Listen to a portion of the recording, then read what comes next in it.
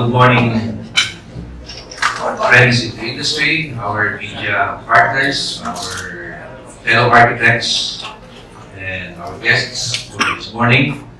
First, I'd like to welcome all of you here to the home of the Philippine Architects, the United Architects of the Philippines headquarters. So, second, I'd like to also make mention that this is our first Kapihan of Arkitekto for this month of February, and we hope that we will have another one this coming March, and continuously once a month until the end of the fiscal year. And third, I'd like to also thank our media partners for coming over to cover this event. This is something which we would like to, as much as possible, get wider attention among our friends in the society for our upcoming activities, and at the same time also why we are holding this Kapihan ng Arkitekto. So, I'd like to go further also as I talk to you about our UAP organization.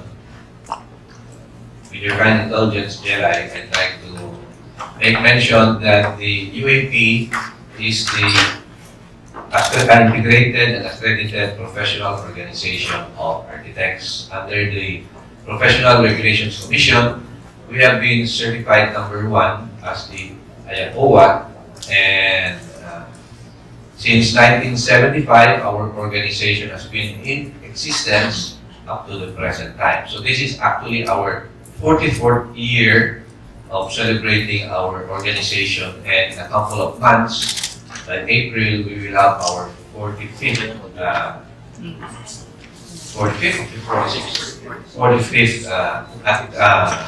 celebration of the UAP. So with that, I'd like to further add to that our organization is composed of 177 chapters with 23 chapters abroad. Okay?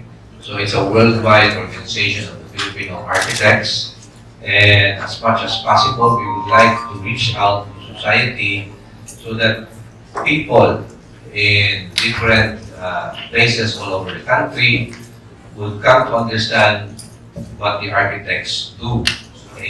And also together with that, we would like also to promote our UAP Architects campaign advocacy of Get an Architect. So further to that, as we go along each topic, we will be giving out handouts to the various media partners here, so that you will also be going through the process of what we will be discussing about. Okay. So without further ado, Jella, I'll give it back to you.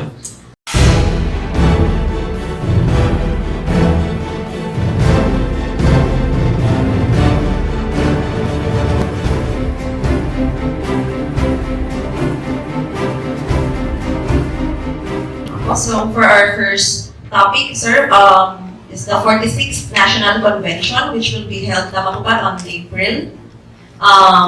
We have Architect Markel and Architect Armando, if they can share about the 46th National Convention first muna, and then next is the Connex 2020.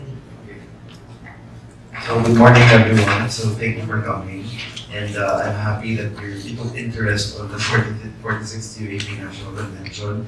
Well, the National Convention is an annual event of the UAP, and it's what brings all architects, all Filipino architects together, architects from different regions and also from different countries, because we also have foreign chapters. And this year's theme will be fusion. It strengthens what United Architects of the Philippines is all about. It's about the melding of creative minds, not only from here but also from abroad. And it's also the convergence of architects, and it's our way of blending with the community through our various activities.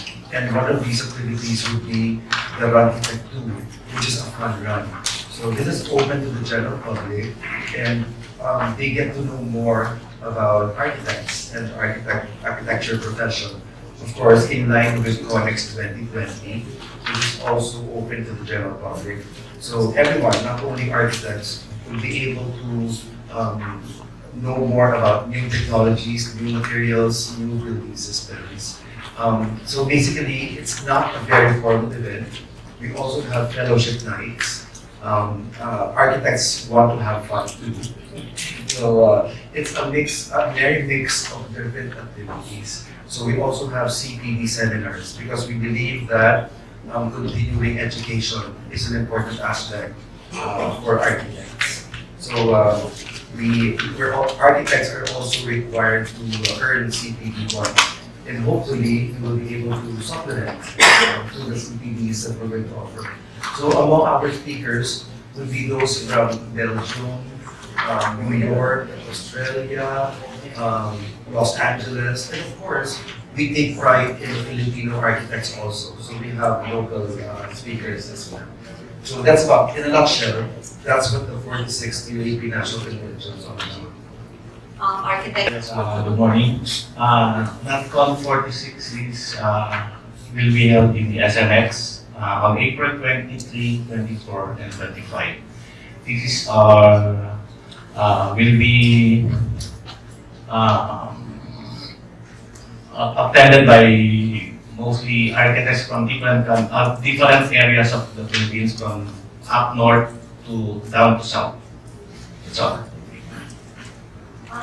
Sir, siguro, can we elaborate more on how itong gaganaping Conex and NatCon, how can this, of course, this is for the architects, but in general, how can this benefit or be an advantage to our public for you? Okay. We have a Conex for Conex 2020, wherein public can visit the event.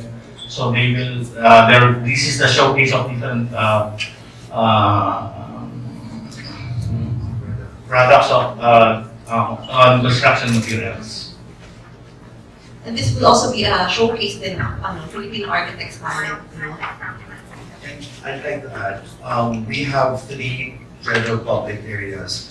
Of course, one is the Conex 2020, and everyone is invited to join the event, as PP Tony said, to know more about technologies and materials. Because in this industry, it's not only about architects, it's also about other professions and other professionals, and even the general public.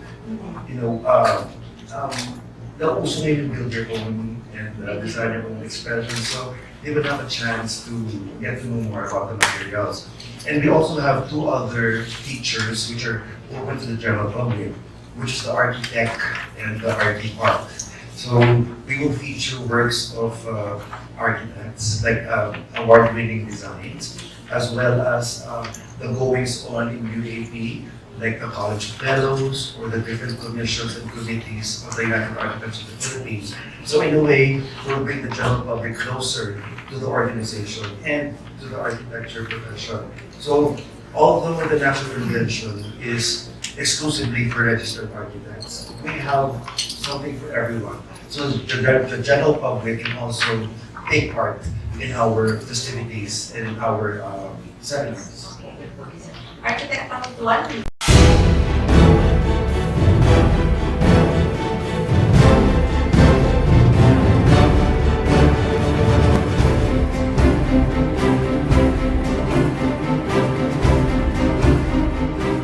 Conex annually demonstrates state-of-the-art products and its perfect ground to promote technologies, equipment, and materials on Philippine market. Organized by the prime professional organization of architects, the United Architects of the Philippines. When global exposure is, Conex is the place to establish and grow relationships with highly educated and experienced professionals, including architects, principals, designers, planners, interior designers, landscape architects, builders, contractors, suppliers, project managers, and emerging professionals. And the 5 exhibiting benefits, number 1, will reach influential design professionals seeking and judges. will be sought out for information and advice. Number 3, it's your chance to show up. Number 4, you'll be an essential part of its day program. And number 5, it's easy to customize. To give you an update, our boosters up to this date is already 90%. And to attract more architects and delegates and exhibitors, we are raffling 3 cars and 6 ATVs during the fellowship night of the event. That's all. Sir, ano may expected number of attendees ba tayo? Yes, we are expecting 3,000 delegates, and for the general public also 3,000, so with a total of more or less 6,000. Sir, have you observed na through the years, especially sa Connex 2020, since it's open for the public, is it, nakikita po ba yung percentage ng paglaki ng mga attendees from the general public? Yes, it's almost the same, 3,000, more or less 3,000. But the architect delegates, we have no figure yet because of the end group. So we SMS issue a holding statement. They are not considering any events in SMS. Okay. Sir, would you like to add more? Yeah, anyway, so our mentality is life goes on, life continues, but we have to be careful. Yes. You know, of course, you would love for these events to continue, but we have to abide by the advisories of the DOH or the local government unit. But we are hopeful that things will push through, especially because these events are held in SNX, which is like a cosmopolitan, so we're used to it. But we are taking precautionary measures. So aside from the precautionary measures of SNX, we're also doing our own. So we're going to focus on things that we can control. Like for example, food. Usually in conventions, we would have contaminants of viruses, not only for the nCoV, but for anything. So we decided to present food in a different way. They're going to be packed nicely, but you know, we would have to tell people that we have to bear with this kind of setup. After all, the food that we're going to serve is really good. So we will be getting aristocrat for the national convention. And aside from that, though, I'd like to add to the previous concern.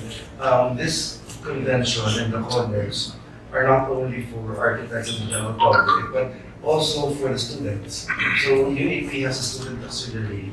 It's called the UAPSA, so UAP Student Auxiliary, and they're very much part of the convention and Connex. So we, in a way, UAP is preparing our students to be very effective and participatory architects in the future. Okay, thanks, sir. According to 2019 UAP Quality Survey, 8 out of 10 convention attendees have buying power within their organization. 88% of convention attendees are likely to make a buying decision based on the products and services they find on expo floor. 90% of attendees visit the expo specifically to plan their purchases of coming projects. Kahit ito po yung mga sa general public. So for Connex 2020, usually they have projects, no? Individual projects na to get an advice din from mga experts like the architects for consultation. Okay. Would you like to add more, sir, about our national convention and Connex 2020? Yes, sir. But anyway, as I said earlier, the Arkitekto is an important aspect of the national convention. So this is the sports activity of the national convention, and we'd like to show everyone that architects are also well-rounded, also love recreation, and it's a chance for architects to blend with the community because this is open to the public. We started the Arkitekto last year, the national convention, the 45th national convention, and we had a good turnout. So this time we hope that we have more participants. So not only will it encourage, the NATCON will not only encourage professional development, but encourages physical activity as well. So it's open to the public, so I hope that everyone participates, all of you guys. Thank you. Thank you po, thank you, Architect.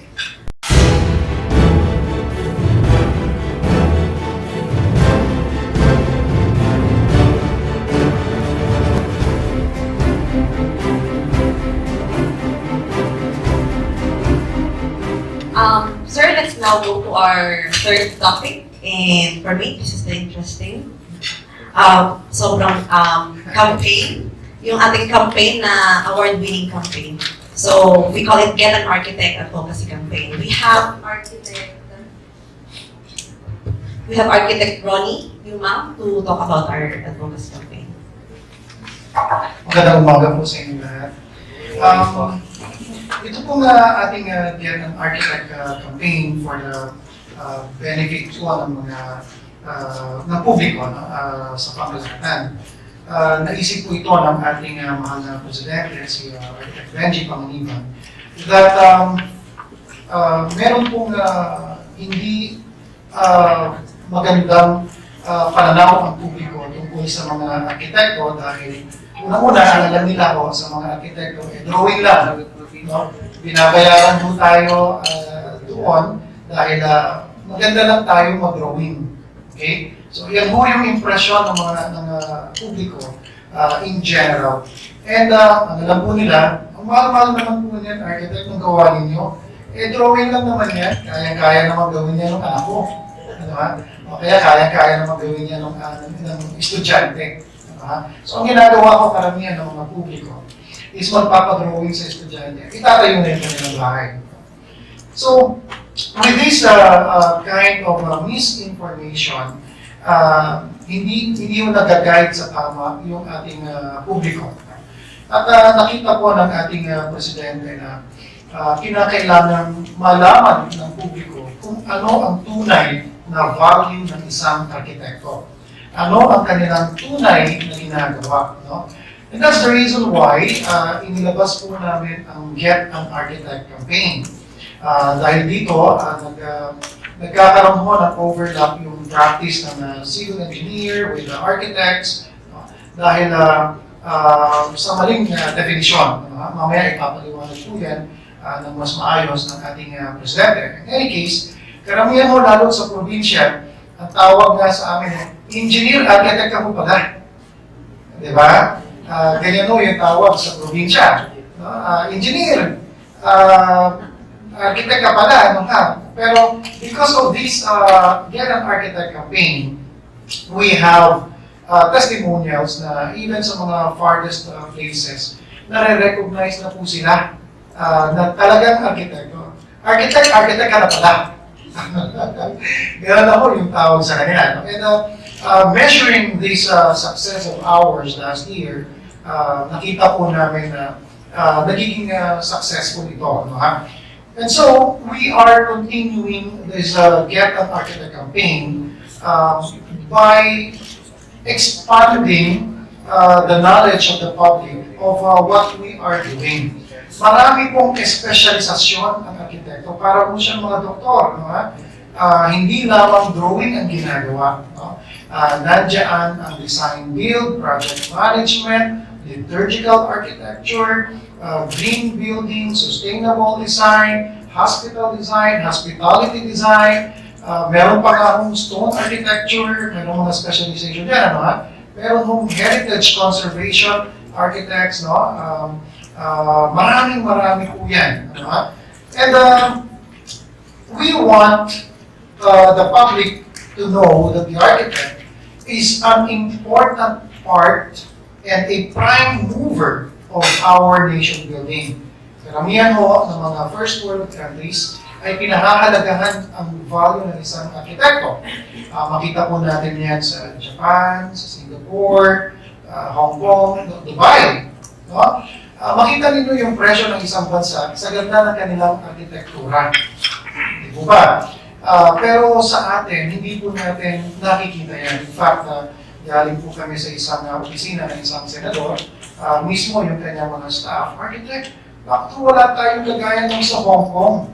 Alam niyo yung skyline nila, pagka nandun kami sa building, no? Makikita mo, yung ganda-ganda ng skyline nila, bakit wala ko tayong ganyan? Yan po yung tanong namin sa publiko. Ano ha? Kasi yung gumagawa mo ng mga building na yan sa ibang bansa ay Pilipino. Karamihan ng mga Pilipino, mga OFWs po natin sila, hindi po ba? No? Pero ba't hindi natin magawa dito sa bansa natin? Di ba? That is because maraming constraint po sa amin. Unang-una, yan yung batas natin. Pangalawa ay yung misinformation ng publiko. Yung sa publiko, I had a short story to tell. Nag-conduct po kami ng parang career orientation sa mga high school, sa mga STEM students sa eskwelahan. Nung pinipresenta po namin kung ano yung ginagawa ng isang arkitekto, nagulat po yung mga estudyante. Ang sabi nila, ayan po pala yung ginagawa ng mga arkitekto. Akala po namin nagdodrawing lang po kayo. So, akala nila, lahat ng mga pagpapaganda ng drawing, yan na yung architecture. Worst, lumapit mo sa akin yung teacher. Ang sabi ng teacher, architect, nagulat ako, yan po pala yung ginagawa ng isang arkitekto. Eh siya po yung nagsabi sa estudyante na, anak, mag-engineer ka. Kasi, hindi ka naman marunong mag-drawing. So, nagkakaroon ho ng misinformation. And so, because of what we are doing, because now the public knows what the architects are doing, the real value of what the architects are doing in the nation building, ito po yung aming pinaiigting pa, at gusto namin tulungan ninyo kami, ang media, ang press, na maipakalat po namin ito sa publiko. We are doing right now a campaign. This is our third wave of the campaign. We are doing a video. That's why we have a Get an Architect campaign video. The video challenge for the chapters, that's number 1, na ini-encourage po namin yung lahat ng chapter na mag-submit sa amin ng 3-minute video kung paano nakatulong yung kanilang kampanya of Get an Architect sa komunidad, dun sa kanilang nasasakupan na mga komunidad. Pangalawa, we are going towards releasing a video which together with Jalai. This is like a Jollibee series of advertisement. By the way, bawal po sa arkitekto ang mag-advertise. Kaya hindi po ninyo makikita na ang arkitekto ay ina-advertise yung kanyang sarili dahil bawal po sa aming code of ethics yan. So what we are advertising, what we are promoting is the profession, the architecture profession. So what we are doing right now is a series of video campaigns to show that the architects are part and parcel of the community. Tao rin po sila, hindi po ito kasi nalakala natin, ay, arkitekto yan, mayaman yan. Diba? Ay, arkitekto yan, malakas kumita yan. Hindi ko kami binabayaran ng kliyente. We want to change that perception and direction. We want us to become part of the nation building. In fact, we are offering CSR projects sa mga communities. Last week po ay nandun kami sa Laurel, Batangas, sa Taal, para magbigay kami ng tulong. This is part of the second wave ng aming tulong sa kanila, which is the rebuilding ng kanilang mga bahay na nasa lanta. In fact, 3 barangay pa po yung naka-lockdown sa Barangay Laurel, and sa Agoncillo is the whole Agoncillo is locked down because wala na silang matitirahan na bahay. So, dito makikita ng komunidad kung paano mag-servisyo ang arkitekto. Libre po yun. Naghahanap po kami ng mga industry partners para mapondohan yung mga proyektong ganyan. So, we hope that public will have support of what we're doing, especially the media, no? Matulungan po ninyo kami diyan, no? Maraming salamat tayo siya. Mr. President. And can I add to that? Thank you, SG Ronnie. A while ago, I was talking to one of you guys over there, and in the process of kanina, and he was mentioning, actually inquiring, the difference between what we architects do and the other profession. And I was actually struck by his statement that all he knew about was that buildings were the work of the other allied professions, and not even a iota of doubt on what the architect does. So I had to explain to Dante what an architect does. And vertical structures, I would say, the architect has a participation, and a very big participation in constructing vertical structures. Architecture is actually an art, a science, and a profession of designing, planning, and constructing of buildings. And that is why here we need to educate society what the architect does. Otherwise, as what was said by Secretary General Ronnie, in the future, people will come to us and say, engineer. Hindi naman kami engineer, architects naman. So that is the gist of the campaign advocacy to get an architect. Now let me expound further on architecture and what is happening now in society. We have a changing time here in society and in the profession also. And one of them is in the year 2016, was the start of the opening up of borders in the ASEAN region. And this is what we call the ASEAN integration. And this means the flow of goods, services between countries in the ASEAN region will now be opened up. And today, as we see that the mutual recognition agreements between these 10 countries and our country is continuing, we will now see a flow of professionals, even services and goods from one country to the other. And you can see that already happening, which you can see in the various hardware stores of different products coming from the ASEAN region. So this is one factor which has opened up the practice of architecture, and it gives the opportunity of Filipino architects to work in this ASEAN region and vice versa. Now, there is another second factor which will lead to why architects have to be the prime movers in nation building. And this is because of the ASEAN integration. We now have modern technology coming in. And modern technology is actually becoming faster, better, safer, and newer in the construction industry. So before, while this has been the traditional norm of construction here in the Philippines, we now see more trends coming up. Incidentally, I'd like to welcome pala, I forgot to mention kanina, we have the director of the DTI, Construction Industry Authority of the Philippines, Architect Mon Javier over there. He's one of the proponents of speaking on modern technology in the construction industry. Then, we also have another factor affecting the profession today, and this is outsourcing. Because of the opening of borders, it becomes easier now for our works to be done and transmitted to another country and implemented in the other country, and vice versa.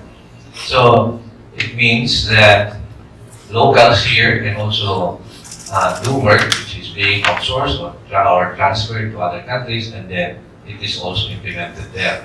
Now, there was an occasion 2 months ago while we were in Bangladesh, and in the professional practice seminar I was in, there was actually a project bidded out coming from one of the sub-Indian countries, and those that bidded were from South Africa and the Philippines on architectural works to be done.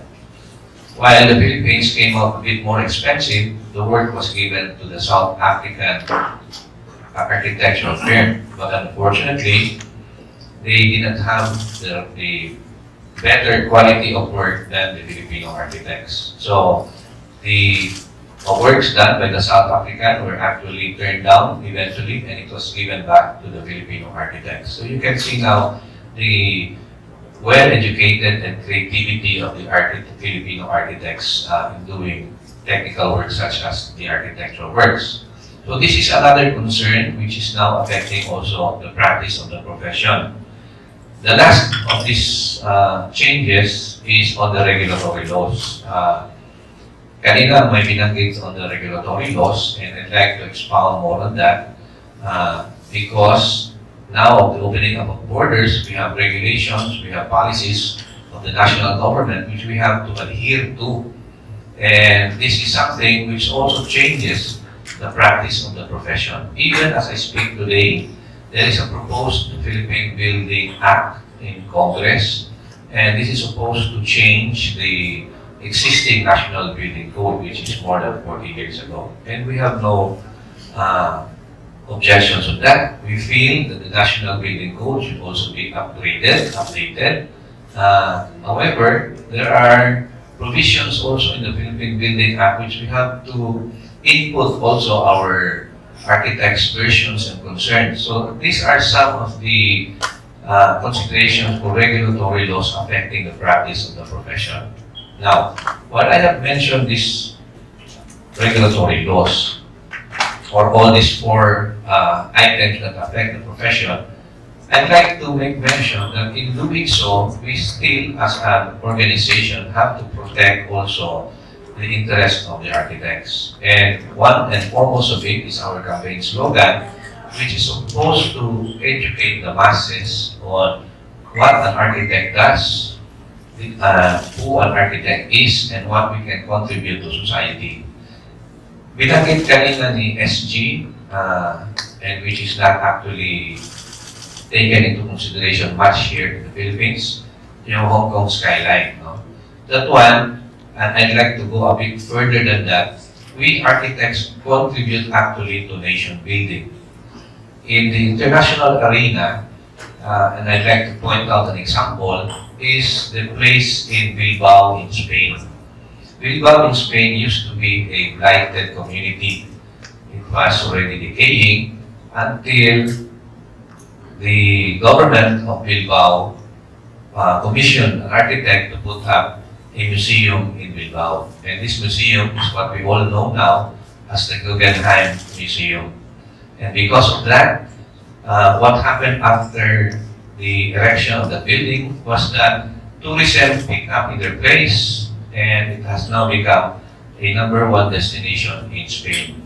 And together with that, the economy grew in Spain. Now there's another place also which has the same story to tell, and this is the one in London. In London, there is a place which was also blighted, but when they place up the Gherkin Tower, and this is a building which looks actually tall building around the tip on top, which actually made the place again alive.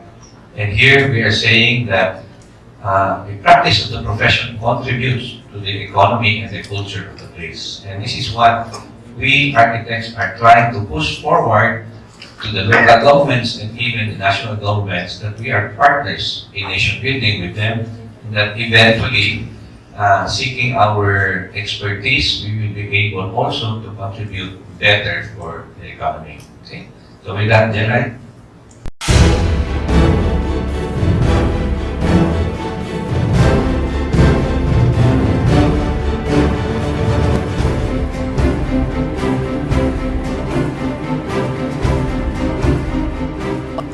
Thank you, sir. Sir, with speaking of the seeking partnerships with the government, can we discuss po yung our fourth topic, no? Yung ating ancillary permits. Okay, before I go to the ancillary permit, I'd like to recognize also another few personalities here, which I missed out earlier. We have Architect Albert Lunggao from Malolos, Africa, and Architect Enz Chaco, all the way from Legazpi chapter. And of course, our two district directors over there are Ardel Santos of the Bulacan area and Architect Joey Hipolito of A4 area. Okay. Then we have our chair for construction disputes, Babe Susalde over there, and our chair for the land and building management committee, which we are all enjoying the place now, Architect Amado Cando. And of course, Architect Kathleen Punas. Okay. So having said that, I think going back to your issue on the local governments, is that right? Okay. Okay. With the local governments, we have instructed actually all our chapters to participate, partner, or go to the local governments. And here, make ourselves known by courtesy visit to the local governments. And by doing so, we will be able to talk to the mayors, the Sanggunian, and offer our services also to the local government. Architects are not actually an exclusive group, no. We are actually integrated in community development, and we do a lot of corporate social responsibilities. And this time, we are asking our chapters to focus our efforts on the local governments, because here, the only way for the local government to appreciate the work of the architect is if we participate and do projects with the local government. Going further, and this is a bit more on the concern side of our interview this morning, one of the thrusts of the UAP is actually to push for the implementation of the ancillary permits. And the ancillary permits are part of the National Building Code. Now, in the National Building Code, when a client applies for a building permit, okay, there are ancillary permits attached to that. And some of you know the ancillary permits are the electrical permits, the sanitary permits, the mechanical permits. But most of you may not know that the architectural permit and the civil/structural permits are also part of the ancillary permits as mentioned in the National Building Code. So here, we want the local governments to implement strictly the whole ancillary permits, including the architectural permits, which was actually withheld together with the civil/structural permits. The reason behind this is that if something happens to the building, and for example, if there is a fire that will occur on the building, those that will investigate the incident will always go towards the building permit forms and see who the right professional who signed in these permits, such as the electrical permit, where the fire might be related to electrical concerns. So they will easily identify the right professional for that. Now, in the case of the architectural permits and the civil/structural permits, which do not or are not attached to these building permits, the responsibility on who the right professional is in those cases that will occur may not actually be identified properly. And we want the responsibility to go to the right professional. So our appeal actually is for the government, and this is actually the DPWH, to implement the ancillary permits. In the handouts we gave out to you this morning, nakalagay na rin doon an open letter for the implementation of the ancillary permits. So you can go over that clearly, and hopefully you can be able to help us in having our ancillary permits applied. Okay? Now, I'd like to make mention of a certain case several years ago here in Quezon City, and this was on the Manor Hotel tragedy in 2001, if I'm not mistaken, okay? Of which several lives were lost in that fire tragedy. So here, that case was resolved in the year 2019, and because of they were lacking ancillary permits, particularly on the architectural permits, the right professional was not held liable for the incident. The person or the office that was held liable went to the office of the building official. And this is actually supposed to be not the case. It's supposed to be the professional who signed, but because there was no permits attached to that, it was the office of the building official which got the blame for it. So here is our appeal to have the implementation of the ancillary permits so that we can identify the right profession. Seemingly, or also together with that, we would like the media to help us convey our thoughts that when society gets professionals to do works or construction of structures, vertical structures, which will house man or its environment, the first thing to be considered here is the safety and the security of the lives that we use these structures. And here we want to identify again that these people who would build structures should get the right professional license and registered to do these works. Otherwise, society will be blamed also for entertaining illegal practitioners who are just there for the profit of the construction. Okay? So this is our appeal, and we would like media to support our architects' campaign advocacy to get an architect. Thank you. Sir, just a follow-up. So, for clarification, for every vertical structures that is built, we architects are the prime professionals for all vertical structures. Are we clear on that? As long as the vertical structures are applicable, yeah, we become the right professional for that. But let me give you a clear delineation of that. If you're going to build a vertical dam and there is no habitation there, we're not responsible. We're not the right professional for that. Okay? That we go to the allied professionals. Okay? What I'm saying is that, again, the architect works with a team collaboratively, and once a client would want to get, or rather hire an architect to build a structure, vertical structure for man, the architect will also be working collaboratively with his team of structural engineers, electrical engineers, mechanical engineers, and sanitary engineers, and so on and so forth. This is like a doctor operating on a patient. He cannot do it all alone. He has to get a specialized doctor for anesthetics and all of those things. Yeah.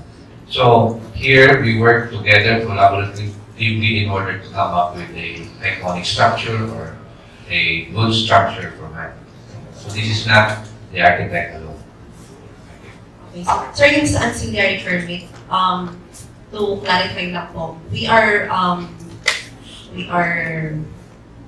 asking for the DPWH for a partnership to hear kung ano po yung concern ng UAP regarding sa ancillary permits. Yes, in fact, we have written so many notices already to the DPWH, not only this year, including the previous years also, for the implementation of the ancillary permit, the lacking ancillary permits, because it is right there in the National Building Code, which is a law. And that is why we are appealing for the implementation of the law to be applied. Okay. Can you share, architect, kung ano na po yung answer ng DPWH or wala pa? On that issue, that has not been answered by them. In fact, that has been pending, and we are trying to get the right answer from them. Actually, so we have forced through different agencies and entities so that they will be able to come up with an answer to that. In fact, we have also sought an audience with the Secretary of that matter. Yeah. And sir, yung nga po, I just want to elaborate din po yung sa concern regarding, for example, nagkaroon ng earthquake, nagkaroon ng fire, and ang isang building ay nasira na nakakatayo pa lang a few years ago. Kailangan yung sa permit na yun, makikita kung bagay, sino yung liable since Okay. there will be lives na stake. Normally, when a professional will sign for it, there is a liability, there is a section in the building permit, and I'd like to mention it. It's Article 1723 of the Civil Code, the revised Civil Code, which gives the professional the responsibility for any structure that will collapse. Primarily on two reasons. The first is a defect on his plans and specifications, which is important. And the second is that there are defects on the ground. Now, you were going to the issue of the earthquakes. Okay?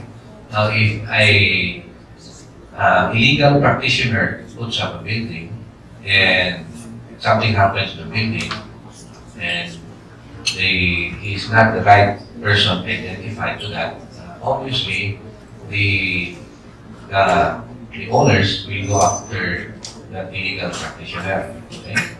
Now, if it is a right professional putting up a building and there is a flaw, or rather there is a collapse of the building, then they will have to revisit the plans and see if there are defects on the plans and specifications, or there are defects on the ground. Now, considering that if there may be, then the right professional will be liable for that. If there are none, then probably the right professional will just have a minimal consequences on the collapse of the building. That is why it is important and imperative to identify the right professional who will sign on those permits. Okay? Now, if it is structural, then it will go to the engineer. If it is structural defect, it will go to the engineer. If it is an architectural defect, it will go to the architect. If it's an electrical concern, it will go to the electrical engineer, and so on and so forth. So that's how the responsibility of the professionals go. Sir, for the public this will clarify, for example, if you're building a house that are ilang stories, there should be an architect. There should always be an architect because the plans will originate from the architect. The planning of a certain structure, let's say if you want to build a 10-story building, you will hire always the right professional. Architecture, or rather the practice of architecture academically, is a 5-year learning process of all types of vertical structures. Okay? And even if you look at the curriculum, compare the curriculum of the architect and that of the other allied professions, you will note the disparity between the architectural curriculum and that of the others. Okay? And that's why the thinking here, and we have to educate society, architects learn all of these vertical structures in 5 years. And after the 5 years, they are given 2 more years to go on an apprenticeship program, which is mandatory and actually required under a practicing architect. And after that, they take the licensure exam. So if you compare the academic qualifications of the architect compared to other allied professions, you will see actually the disparity. And you will know that the architect is the right professional for vertical structures. So is it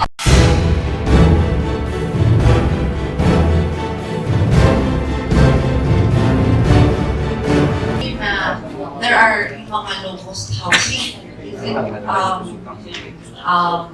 possible na hindi sila mayroon po bang instances ng mga housing or mga low-cost housing na walang architect na hanggang? That's possible. Yes, that's possible.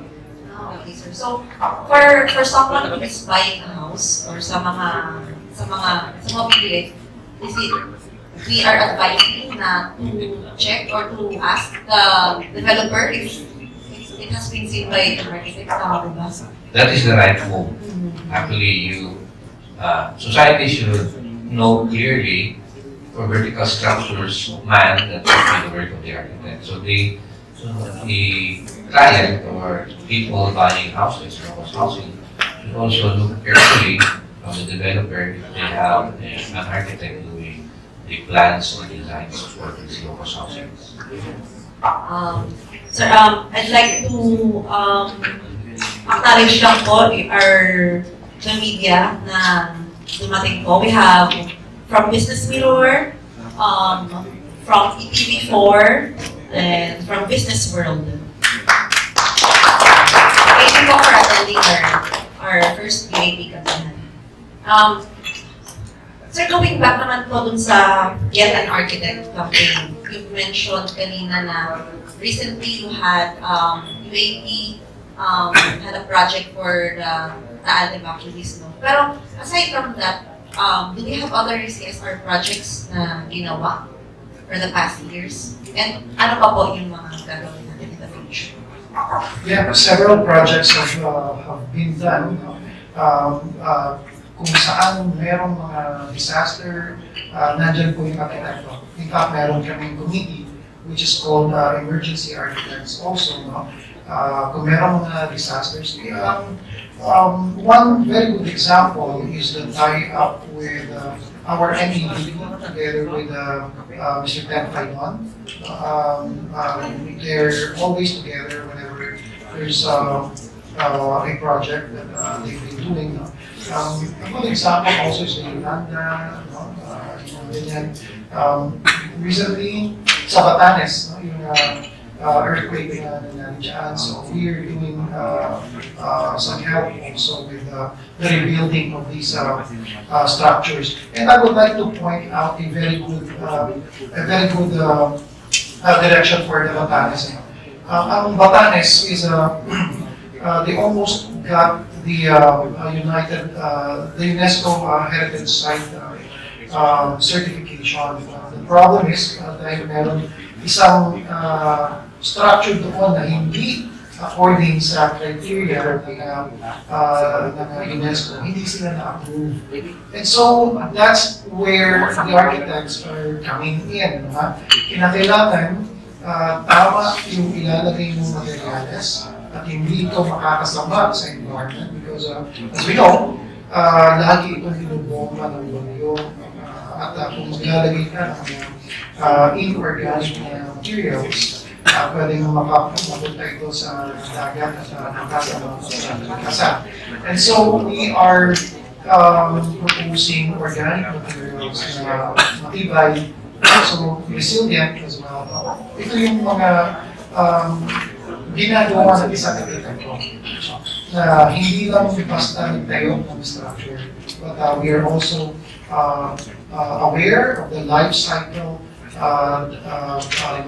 the maintainability of the materials that we are using, anong gagamitin mo dyan pagka na-end na yung lifespan niya. So these are the things that we are very much concerned of. Whereas kung hindi tamang professional ang gagawa niya, hindi madali yung mangyayari.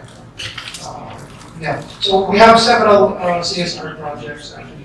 We have Committee of Bayanihan Arkitektura and the Emergency Architects doing these projects right now. Architect, Pangaliban, who's the last? We have actually 177 chapters all over the world, and we have more than 150 chapters here in the Philippines. And one of the directives which leadership has started the different chapters is to have CSR projects in their locality. The beauty of the CSR projects is that we give back to the community what architecture has blessed us. And so, all of these chapters, as mentioned earlier, some examples were mentioned earlier by Secretary General Ronnie, are doing CSR projects left and right, from whatever you call from tree planting to helping put up new community structures for the PWDs to, in fact, in Legazpi, they have put up rehabilitation of housing units of the PWDs. Okay? And then you also have those that were affected by various typhoons all over the country. These chapters in their locality have also put up assistance for the rebuilding and the remaking of the community. And it does not end there. We go as far as even coastal cleanups, mangrove planting, and the rest in order to sustain and support the environment. So here you can see that we are actually a very active organization working for the community also.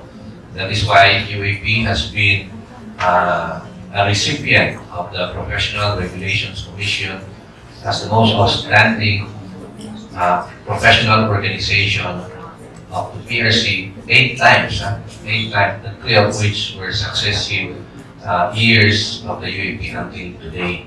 And we're not actually, modestly aside, we're not actually bragging. That's what we are pointing out, is that we have made it an obligation of the organization as one of the core principles of the organization to do corporate social responsibilities, because this is giving back to the community what architecture has actually blessed us. Okay?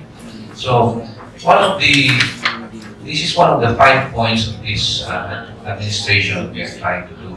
The other 4 has already been done also by the different chapters, and one is, the first of which is educating our members on our law, on our Republic Act 9266, which is the Architecture Act of 2004, so that they will know also their rights as architects. The second is that we have instructed the chapters to go to the local government units. So from as far as Barasway or Malolos, they have gone to the different local government units, partnered with the local government units, build up good relations with the local government units. Okay? Because we want them to understand our law, and we want them to understand also that we are partners in nation building. The third here is, of course, corporate social responsibility, which I mentioned. The fourth is promoting the profession. How do we promote the profession? This is again an architect. And lastly, we want all the chapters to partner with their business sector. What is the business sector? They are the engine that fuels the economy, and we want to be part of that. So we have instructed them to go be members or partners with the chambers of commerces all over the country. Not only the chambers of commerces, UAP today has also partnered with a lot of business partners in the industry. The latest of which was Skybeach, of course, and there's another company, I forgot the name. We want them to be also part and parcel of our nation building process. So here, a 5-point agenda of which at the end result here is for society to know there are architects. Okay? Thank you. Thank you, sir. Balik po, for UAP, your 5-point agenda is to educate the members of the architectural law and to reinforcement of the architecture. And for these members and chapters to go to the LGUs to seek partnerships with them and to have yung mga CSR projects and to promote the profession through the Quezon Arkitekto campaign and to partner with business sectors. That is right. Thank you. Sir, for to wrap up na lang po our Kapihan, no, we discussed yung ating national convention on Conex, which will happen April 25 at SMX. Sir? Yes, Conex will be on April 23, 24. Will start at 9 a.m. to 6:30 p.m. On the April 25, it's 9 a.m. to 5 p.m. It is open to public and free admission. Kindly help us promote the event. Thank you. You have questions?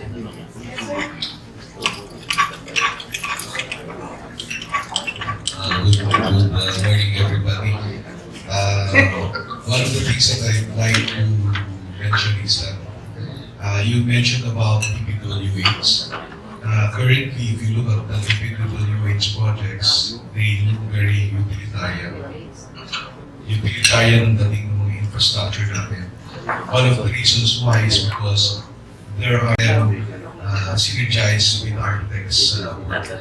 And I want sana that UAP will be able to harmonize better with PPWH so that the infrastructures that we will have will be much better because the infrastructures also are part of the skylines that we see, bridges, pedestrians, and everything. They're very utilitarian in nature. Hindi sila naapektuhan ng goodness ng isang architect.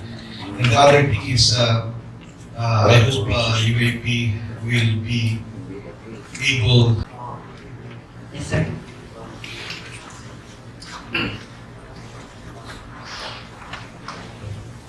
Good morning, everyone. I'm Philippine. I'm just concerned about that we don't have any guests coming from the government side this morning. It's a very special for our, they should be here silent so we can ask questions. But at any rate po, the question that I would like to raise is what is or what are the immediate concerns of the organization in terms of government answering most of the problem that we are facing right now. Foremost is yung sa, when you mention about policies and regulations, ano po ba yung dapat na makikita ninyong major aspect of it na dapat pagtugon ng pansin ng mga official natin, or particularly the agencies concerned? Thank you very much, sir. I didn't get your name. Philip po, sir. Just call them Philip, sir. Sir Philip. Philip. From Thank you, sir. From Ofcom Publications. Ofcom. Okay. Thank you, Philip. To answer your question on the government, the first, actually, I am thankful you asked that question. One of the major concerns now of the architects is the ongoing legislative hearing of the Philippine Building Act. This is a proposed bill in Congress which will actually replace the National Building Code. And we in the UAP feel that we should have actually a proponent in Congress who will hear our appeal to also consider our version of the Philippine Building Act so that we can incorporate it in the various technical committee hearings which are actually ongoing in the House of Representatives, and hopefully the proponent on the Senate who will put on the floor our version of the Philippine Building Act. Now, we would like to make it clear to you that the Philippine Building Act is something which we also look forward to, but considering the architects' minimal numbers compared to engineers, we are actually at a dilemma and actually working out a proponent who will support our bill, or our version rather of the bill. So this is one of the first of the concerns, and this is ongoing. Actually, we made several courtesy visits already to our legislators, so that we can also gather their support for our cause. That's the first. The second is on the issue of the regulatory laws, which I mentioned earlier, and this is with the Professional Regulations Commission. The first of which is the opening up of borders. Here we do not have problems with the PRC or serious concerns with the PRC because we actually work in harmonious relationship with the PRC with regards to policies on opening up borders and the technical professionals involved. Okay? So with that, we see a good relation with the PRC. The third issue of our concerns on the National Building Code existing policies, here we may have a difficulty working out with the DPWH. Our concern here is that the National Building Code is already an existing law, and the provisions in that law should be implemented. However, it has been withheld, and this is where we are working out the thorny side of having our architecture permits implemented. So this is where we are making our appeal segment. Sir, have you made some representation as a consultative body We have in the promulgation of some of the silent point of this building code current? the Philippine Building Code provision at the field. Yes, we have that is ongoing. Actually, we are attending several sessions in different committees in Congress. Let me give you statistics. We are just merely 50,000 architects, while the engineering side, just in the field of civil engineers, they are 240,000. So you can see the disparity. Now, the second is, of course, we have more representation as legislators in the House of Representatives, but we only have a few legislators in the House of Representatives. So it's actually an uphill battle on our side. But we are optimistic we can have the support also of the media in order to help us with our cause. Thank you, sir. Thank you also, Philip. Thank you, Sir Philip. Any more questions from the media? Ms. Leonie from Good morning, I'm Leonie from Business Report. Sir, you mentioned in passing that there are a lot of engineers compared to the numbers of architects. That's So I just would like to know, gaano ba kahirap ang architecture? Tapos, to promote it to younger generation so they will be take architecture more than other subjects. Yes, how do we encourage them? Gaano ba siya kahirap? Ano ba yung mga requirements? Let me put it this way, Ma'am Yoli. When we started to take up architecture, it was with the basic background that we draw. Okay? Whether we draw beautifully or not, as long as we draw. And that was the starting point for us to take up architecture. And we were of the thinking that in drawing, we thought it would be easy, but it's actually 10 years of drawing, and up to now, it's already part of our culture. But the most difficult part then is that we thought there was no mathematics. Okay? Unfortunately, our math is relatively almost similar to that of the civil engineers, the math, except for hydraulics, which you don't have. The rest are the same. So, now we have the whole maths to think about, and then we have 10 years or 5 years of drawing. Now, if comparatively to the other allied profession, we have a apprenticeship program of 2 more years. The other professions will have. So it turns out we're actually having close to almost 8 years of just trying to be an architect. Practically almost a lawyer. Ganun din ang number, just a bit more a lawyer, and even the medical profession. So medyo, as you come to realize it, medyo mahirap rin pala. Okay? So that's the unfortunate part of it. That's why we are small in numbers, while the other allied professions are big in numbers, because after their 5th year, they can take the board already. So diretso sila, and they can practice. Okay? What is good for you to know is that in the last board examination, if I'm not mistaken, women have now been equal in numbers to that of the men taking after board examinations. Okay? So we can now see the field of architecture in a couple of years from now may be dominated by women. Okay? So that's the good part of it, because there is now an encouragement on the other gender side to take up architecture. So this might actually change the landscape, the practice of the profession. Ganun po nga. Okay. Other questions po? Do you have other questions? Yes, Ken, you have a question?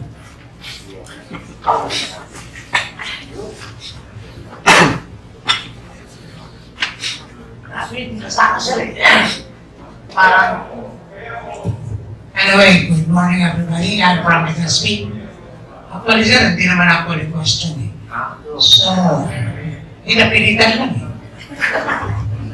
Anyway, ADVOCACY for Get an Architect program of the UAP has been doing it very good.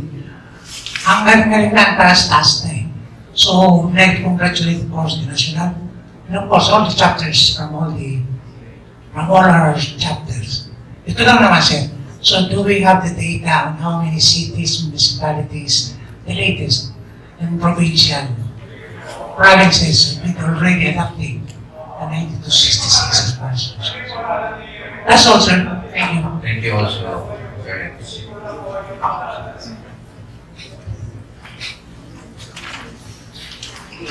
Other ano po?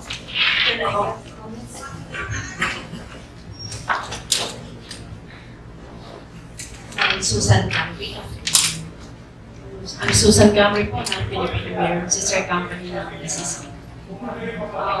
Ano po sir masasabi niyo dito sa sinabi ng isang nagsalita siya, sabi, architecture is the most public and socially dangerous art.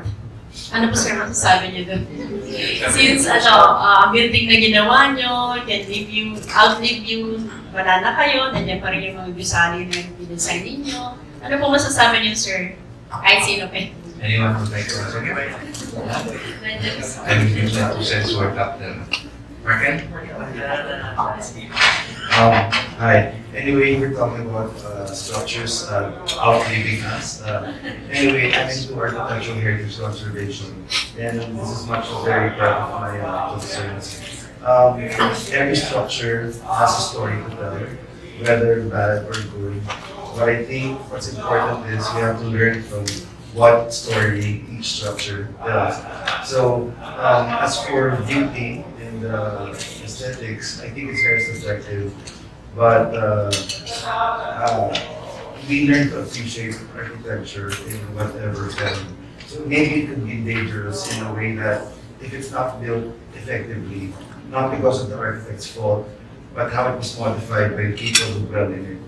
So I guess the job of the architect is not stop construction. We should design spaces that would ensure the efficiency of its function.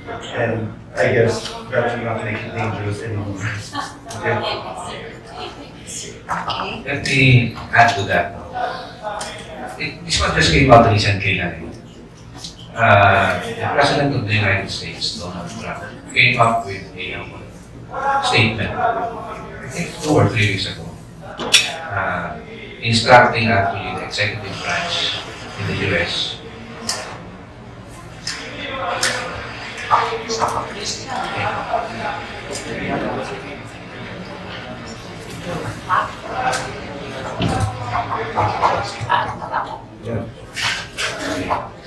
The President of the United States, Donald Trump, came up with an executive instruction that henceforth government buildings in the US will be of the Victorian architecture.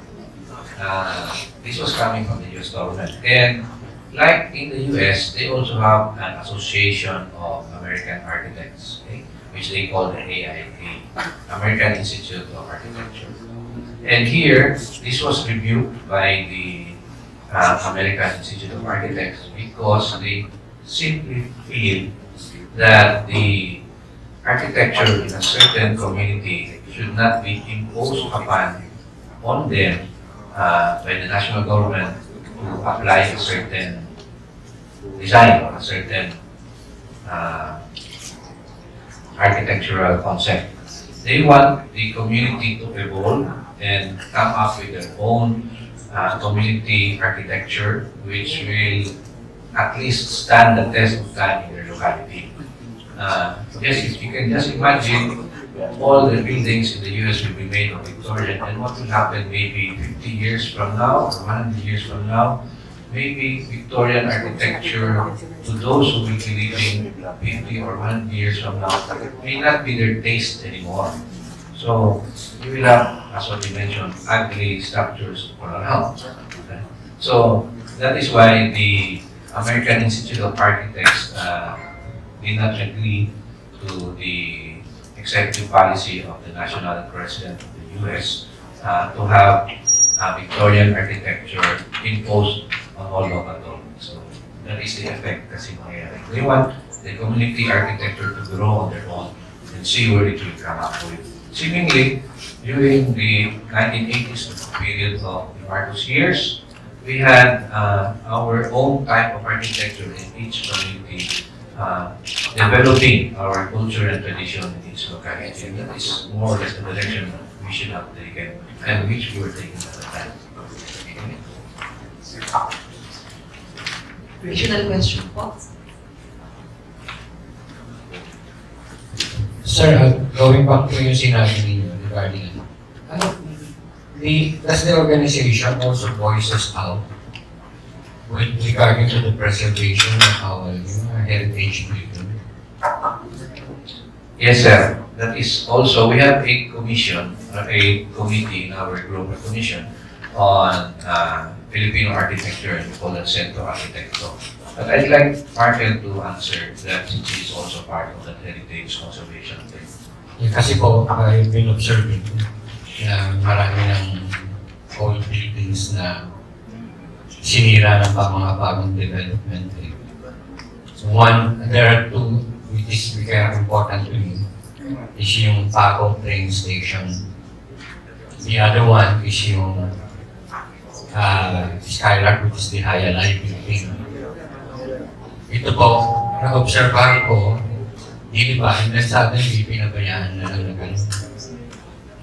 And then the other thing na tinitingnan namin ngayon po is yung nasa sentro ng Manila, which is a very much historical theater, which is the Metropolitan Theater. Ano po kaya ang naging view ninyo dito, or are you part of the group that helping preserve all these things? Hi, good afternoon. And as I said, I'm into heritage conservation. And the UAP has a special commission or a council which is called Arkitektural Heritage Conservation.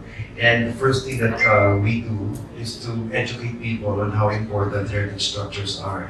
I think it starts with education because people don't realize that what they have is important. They only realize that it's good after it's gone. So we're trying to make people aware of these structures. Like the High Alive building, it was demolished. It may have been significant architecturally, but I think during that time, the government thought of it as something that is decadent, something that reminded them of gambling. Yes, but of course, there's still architectural significance. Each structure is different in its own way, so there's no rule of thumb on how to take on these projects. So again, with the committee that we have here in UAP, we're trying our best to reattach people to these heritage structures. Kasi yan tutupad po, di ba? Yes, tapos I was involved sa NET projects in the Metropolitan Theater, so we did the conservation management plan. But I think the reason why it wasn't completed was quite political. Bayo na akong na-observahan na I've been covering some of the national commissions, etc. And then like sa CCP. Ito po kasi yung my very personal concern, I've been voicing this all the time. So, kayo naman po, the first time that I met you, so I also voice what my personal view regarding on these things. Kasi I'm pretty much about,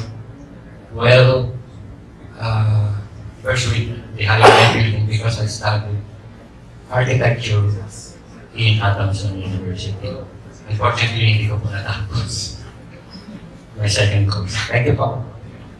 We will connect you, Sir Philip, with the Commission on Centro Arkitekto or our Philippine Architecture Group so that your advocacy and our advocacy can be aligned and then we can move forward on that. Of course, our like any architecture student or any architect, one of the code of ethics on our side is also on the preservation of architectural heritage structures. So that is actually what we would like to also attain. In abroad, when you go abroad, you can see architectural structures in the past, and they are always, how do you call it, regenerated into other purposes, and that is what we actually do. Just like London, sir. Yeah, a lot all over the world, marami educating. Sabi nga ni Markel, wala lang ng education yan sa taong bayan.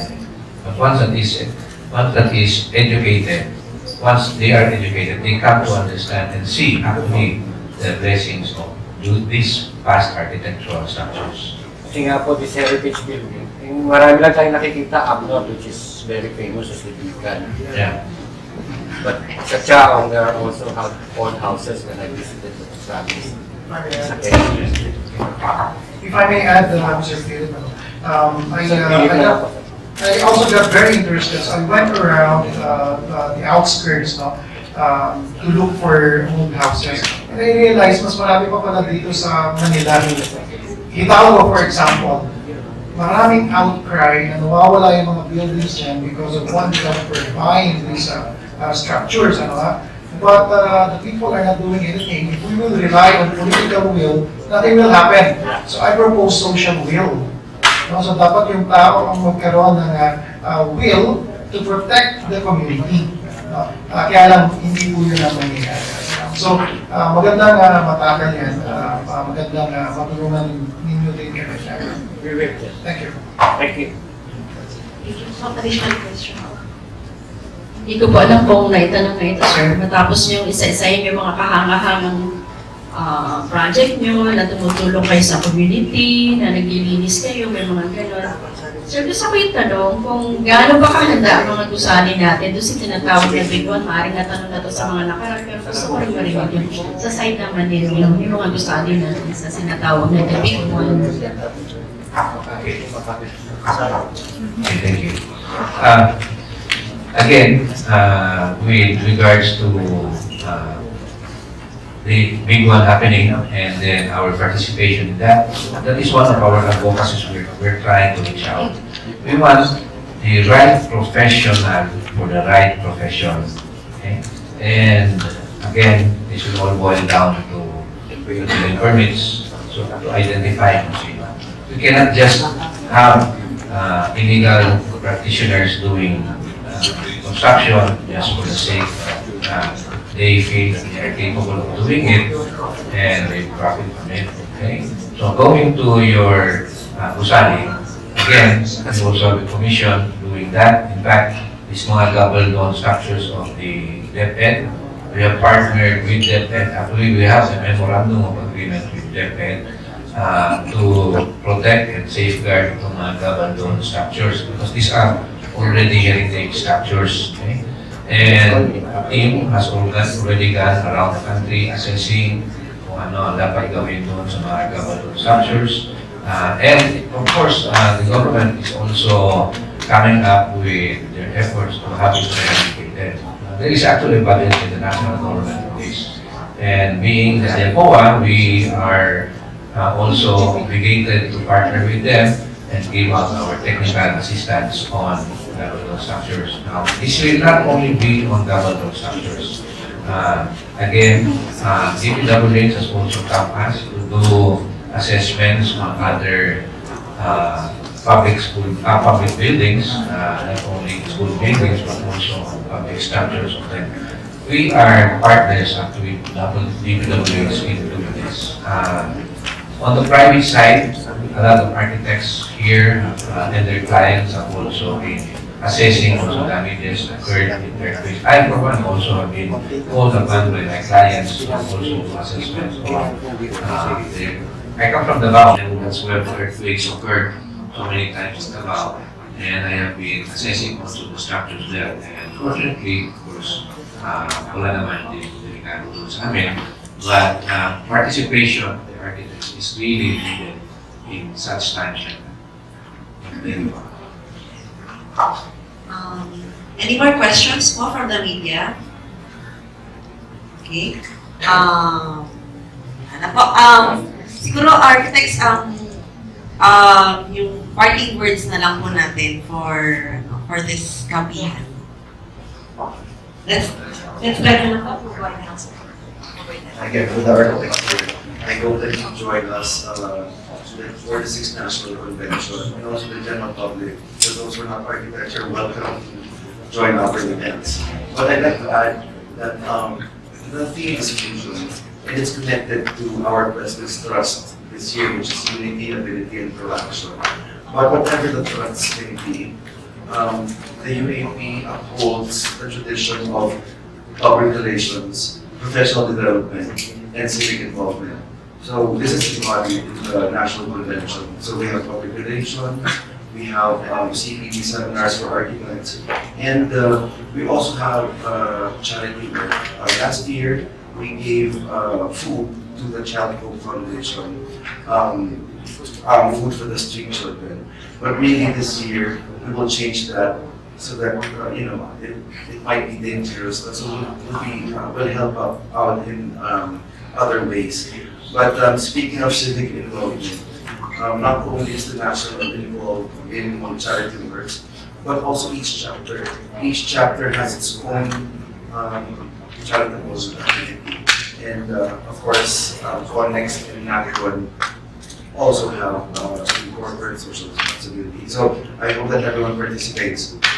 Whether you're an architect or not, you're welcome to attend NACON and Connex 2020. Thank you. Thank you, Arkitektura. Architect Valdez. Good morning again. Please help us to promote our CONEX, our national event, our UAP national event, the CONEX and the National Convention.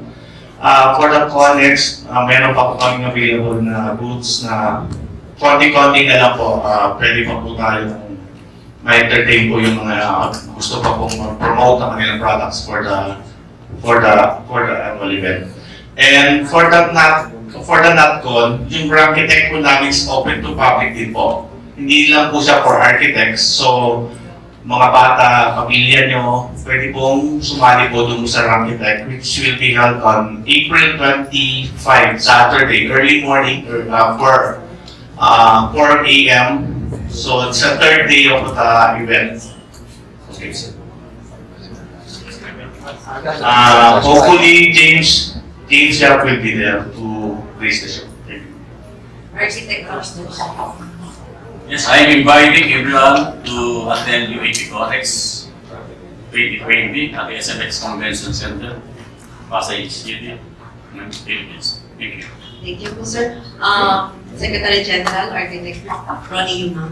The Get an Architect campaign is, we aim to connect to the psyche of the general public and make it their culture, no? You as our media partner, you will be our voice. Kayo po yung aming magiging boses para maramdaman ng publiko kung ano ang hinaing ng mga arkitekto at tayo po ay magtulong-tulong para magkaroon tayo ng mas mabuting komunidad at mas mabuting bansa. Maraming salamat. And lastly, Architect Kapihan. Okay, first I'd like to thank all of the media partners for coming over here to the home of the Philippine architects for this first Kapihan ng Arkitekto. Now we're going to do this on a monthly basis, so we would like to invite you again to the next Kapihan Arkitekto dito pa rin, and hopefully we will have it on the ground floor na. Second is for the architects present here this morning, maraming salamat sa pagdalo dito. I know you are very much concerned also about the time of the architects, so I'd like to thank you for your presence. Really deeply inside our hearts, hindi namin pagkakapagpapakita kayo. Third is that for the media also to help us understand and consider the concerns of the architect, and we really appreciate it if you would be our partners here in our campaign advocacy. We really would like to work out something positive with all of you. Fourth is that looking forward to the next Kapihan, to your left side, you will see the Billboard Design Excellence Award.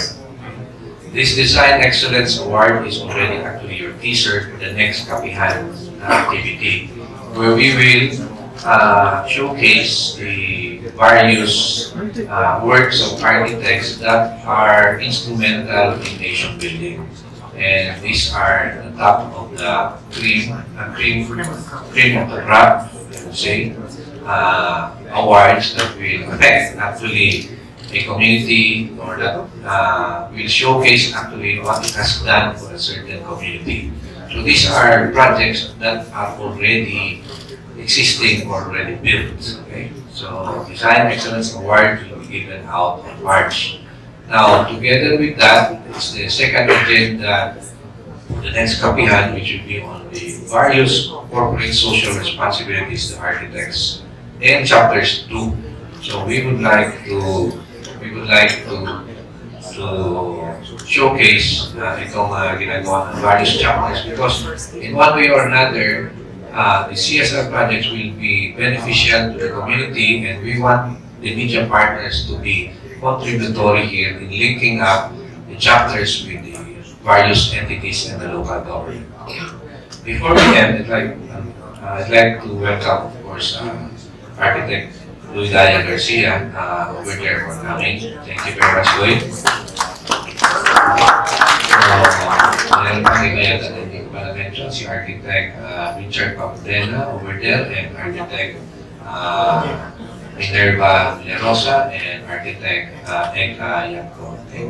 So having said that, in closing, I'd like to thank all of you for raising this first Kapihan, making it successful. Jelai will be taking care. We have prepared also some giveaways for the media partners, so Jelai will take care of that later as we disperse mamaya. Okay? Maraming salamat po. Thank you very much, our attendees and our architects. If you have more questions, please feel free to approach our architects later. And for now, let's have a group photo. Thank you very much po for attending.